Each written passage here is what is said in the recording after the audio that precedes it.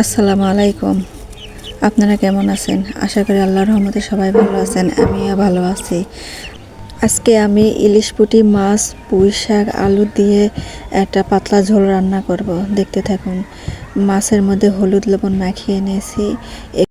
এখন আমি খালি কড়াইয়ে তেল দিয়ে দিছি। তেল গরম হয়ে গেছে, ওর মধ্যে একটু লবণ ছিটাই দিছি, তাহলে মাছগুলো যেন ভালোভাবে উঠে যায়। আমি এক এক করে মাছগুলো দিয়ে দিছি।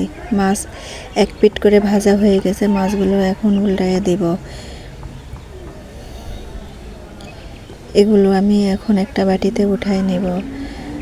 ওই তেলের মধ্যে কেটে রাখা পেঁয়াজ, কাঁচামরিচ দিয়ে দিব। এর মধ্যে সামান্য করে জিরা বাটা, রসুন বাটা, গুঁড়া মরিচ, হলুদ, স্বাদ মতন লবণ দিয়ে নাড়াচাড়া দিয়ে নেব।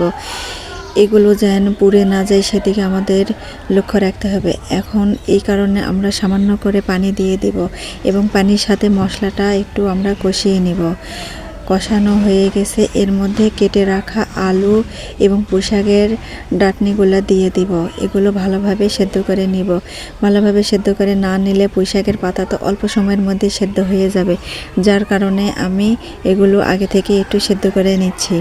এগুলো সেদ্ধ করা হয়ে গেছে, এর মধ্যে কেটে রাখা তরতাজা পুঁই শাকগুলো দিয়ে দিব।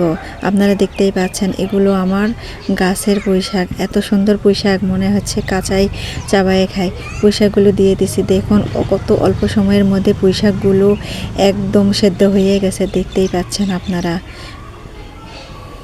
আমার এই রান্নাটা যদি ভালো লেগে থাকে তাহলে আপনারা একবার হলেও বাসায় ট্রাই করে দেখবেন কেমন লাগে। পুঁই শাক থেকে কত পানি বেরোয় গেছে, আমি একটুও পানি দেইনি। পুঁই শাক থেকে বেরোছে, অনেক কচি পুঁই শাক ছিল।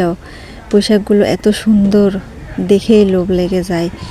এর মধ্যে এখন আমি সেদ্ধ করার জন্য ঢাকনা দিয়ে দেব।